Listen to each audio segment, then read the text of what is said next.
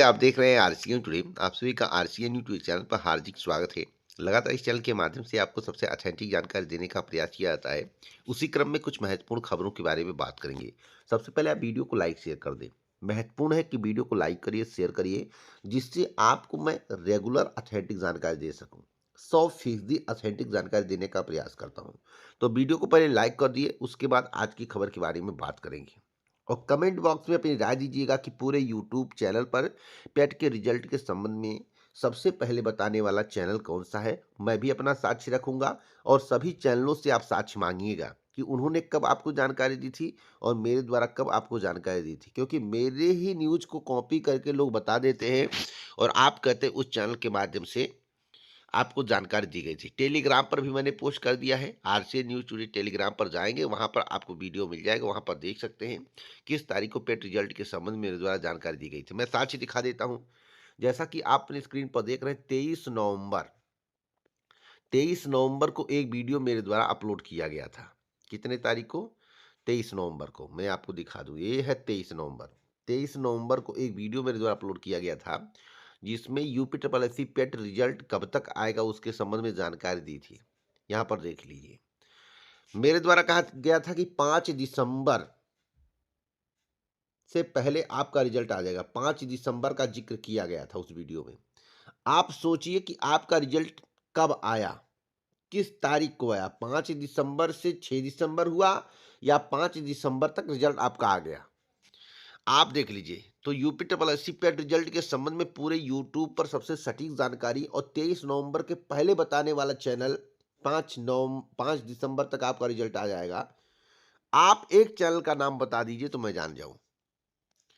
मैं मान लूं, कमेंट बॉक्स में कुछ भी आप मुझे कह सकते हैं, लेकिन अगर आपकी अंतर आत्मा अंदर से कुछ कह रही है, कचोट रही है, ईमानदारी से बोलने के लिए कह रही है, तो आज कमेंट बॉक्स में ईमानदारी से बता दीजिए कि पूरे यूट्यूब चैनल पर सबसे सटीक जानकारी देने वाला और पेट रिजल्ट के संबंध में बताने वाला चैनल कौन सा है। प्लीज़ मैं आपसे निवेदन करता हूँ हाथ जोड़कर, हर जगह आप बदनामी मत किया करिए। निवेदन है कि आप बताइए कि पेट के रिजल्ट के संबंध में किसने 23 नवंबर को आपको जानकारी दी थी।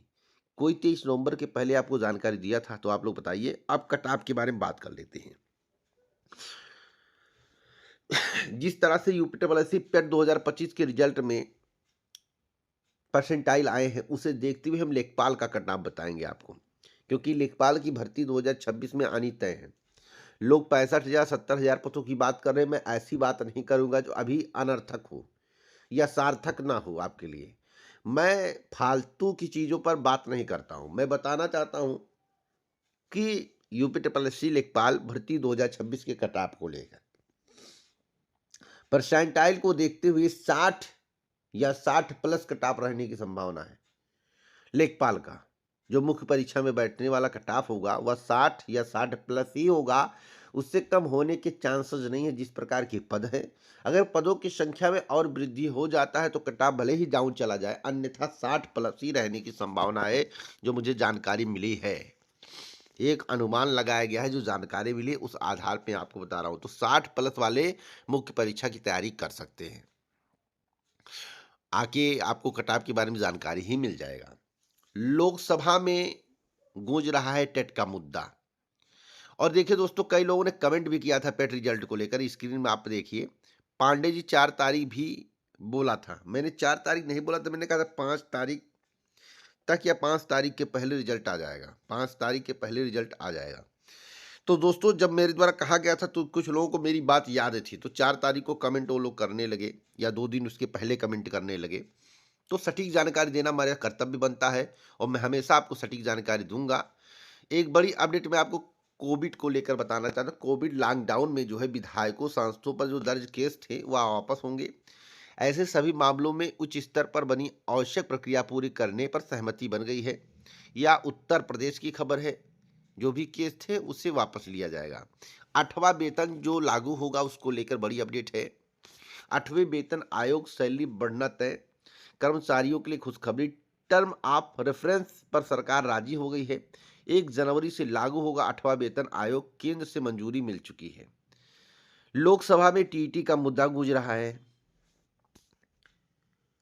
टीटी का मुद्दा क्या है तो मैं आपको बता दूं, फूलपुर से भाजपा सांसद प्रवीण पटेल ने बुधवार को लोकसभा के शीतकालीन सत्र 2009 में 9 से पूर्व नियुक्त शिक्षकों को टीईटी अनिवार्यता से छूट दिए जाने का मुद्दा उठाया। उन्होंने पीठासीन संध्या राय को संबोधित करते हुए कहा है कि विगत कुछ दिनों से तमाम सांसदों और विधायकों के यहाँ शिक्षक पहुंच रहे हैं। शिक्षकों का कहना है कि सुप्रीम कोर्ट के एक आदेश के तहत ऐसे शिक्षक जो 20 से 25 वर्ष पहले तैनात हुए थे, उनका सभी के लिए टीटी उत्तीर्ण करना अनिवार्य कर दिया गया है। भैया बीजेपी के विधायक, ठीक है, अब इन्हीं की सरकार है, ये चाहे तो कुछ भी कर सकते हैं, लेकिन करेंगे क्या? आपको संभव लगता है? कमेंट बॉक्स में बताइए। एलडी के शिक्षक भर्ती को लेकर बड़ी अपडेट है। उत्तर प्रदेश लोक सेवा आयोग की राजकीय माध्यमिक विद्यालयों में सहायक अध्यापक भर्ती परीक्षा शनिवार से शुरू होगी, यानी कि आज से पहले दिन गणित एवं हिंदी विषय की परीक्षा में 3,16,507 अभ्यर्थी शामिल होंगे। तो अब तक की सबसे बड़ी अपडेट है। कुल आवेदनों की संख्या 12,36,238 है। आरआरबी की बड़ी अपडेट देना चाहता हूं। सहायक लोको पायलट भर्ती के आवेदन स्थिति आज से देख सकेंगे आप सभी आरआरबी की आधिकारिक वेबसाइट पर www.rrba यानी कि अप्लाई, फिर से सुनिए www.rrbapply.gov.in। स्पेलिंग बोल देता हूँ www.rrbapply.gov.in। फिर से एक बार बोल देता हूँ www.rrbapply.gov.in पर जाकर जो है सहायक लोको पायलट भर्ती के आवेदन की स्थिति आज देख सकेंगे अभ्यर्थी। एक बड़ी अपडेट प्राथमिक शिक्षक भर्ती को लेकर, सरकार चाहे तो बम्पर पदों पर भर्ती हो सकती है। लाखों में पद खाली हैं, इसमें दो राय रही है। मैं आपको मैं आपको बताना चाहता हूं कि प्रदेश में प्राथमिक शिक्षकों की कमी बनी हुई है। 2571 प्राथमिक विद्यालय तो बिना किसी शिक्षक शिक्षा मित्र के चल रहे हैं, या फिर पूरे स्कूल की जिम्मेदारी सब एक शिक्षकों पर है। हालत यह है कि सीधा असर बच्चों की पढ़ाई पर पड़ रहा है। तो जो स्थिति परिस्थिति बन रही है, शिक्षा मित्र तैनात नहीं है, शिक्षक नहीं है। इन स्कूलों में 22,558 बच्चे नामांकित हैं, लेकिन सरकार भर्ती नहीं कर रही है। तो दोस्तों भर्ती इनको करना ही पड़ेगा। आज करें या 2 महीने बाद करें या 1 साल बाद करें, या फिर ये स्कूल को ही समाप्त कर दें, यही कर सकते हैं। इसके सिवा इनके पास कोई चारा नहीं है।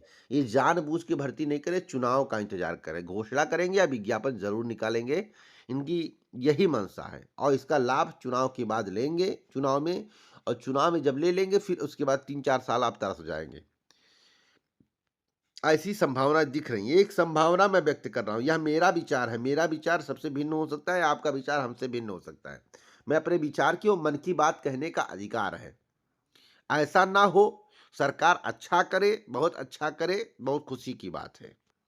अगली अपडेट के बारे में बात कर लेते हैं। पीसीएस मुख्य परीक्षा की कापियों की मूल्यांकन को लेकर। पीसीएस मुख्य परीक्षा की कापियों की भी ऑनलाइन मूल्यांकन की तैयारी चल रही है। यूपी लोक सेवा आयोग के अफसरों के सामने सेवा प्रदाता एजेंसी दे चुकी है प्रेजेंटेशन। अब इनका कार्य कैसा होगा ये तो भविष्य में पता चलेगा। क्या इसे पारदर्शिता आएगी या भविष्य में पता चलेगा, क्योंकि अफसरों का दावा है कि ऑनलाइन मूल्यांकन से पीसीएस मुख्य परीक्षा में परंपरागत प्रश्न पत्र आधारित अन्य भर्तियों का परिणाम जल्द घोषित हो सकेगा। इसके अलावा मूल्यांकन में पारदर्शिता आएगी। एक ही स्तर में जवाब किसी भी अभ्यर्थी को ज़्यादा, दूसरे को कम अंक मिलने जैसे शिकायतों पर अंकुश लगेगा। तो क्या ऐसा होना संभव है? कई आरोप लग रहे हैं कि प्रीलिम्स वाला आरोप लग रहा है। अभी सुने होंगे आप लोग कि प्रीलिम्स में जो जिसके कम नंबर थे उसका हो गया, जिसके ज़्यादा नंबर थे उसका नहीं हुआ। इसके संबंध में जिस दिन रिजल्ट आया था उस दिन मेरे द्वारा जानकारी दी गई थी, आपको बताया गया कि कहीं प्रीलिम्स रिजल्ट में गड़बड़ी तो नहीं है। वैसी बातें सामने निकल कर आ रही हैं। तो मैं जो भी आपको बताता हूँ सबसे पहले सही और सटीक बताता हूँ। तो क्या इस पीसीएस मुख्य परीक्षा की कापियों के ऑनलाइन मूल्यांकन के कारण जो है भर्ती में पारदर्शिता आएगी, परीक्षा में पारदर्शिता आएगा? आप लोग कमेंट बॉक्स में बताएं। बिहार को लेकर बड़ी अपडेट है। बिहार में बनेंगे 3 नए विभाग, उसके बाद होगी भर्तियों की भरमार। तो बिहार में जो है 3 नए विभाग बनाए जाएंगे। 5 वर्षों में 1 करोड़ युवाओं को नौकरी रोजगार देने की कवायद भी शुरू होगी, और जो 3 नए विभाग होंगे उसमें भी भर्तियां की जाएंगी, ऐसा नीतीश कुमार का कहना है।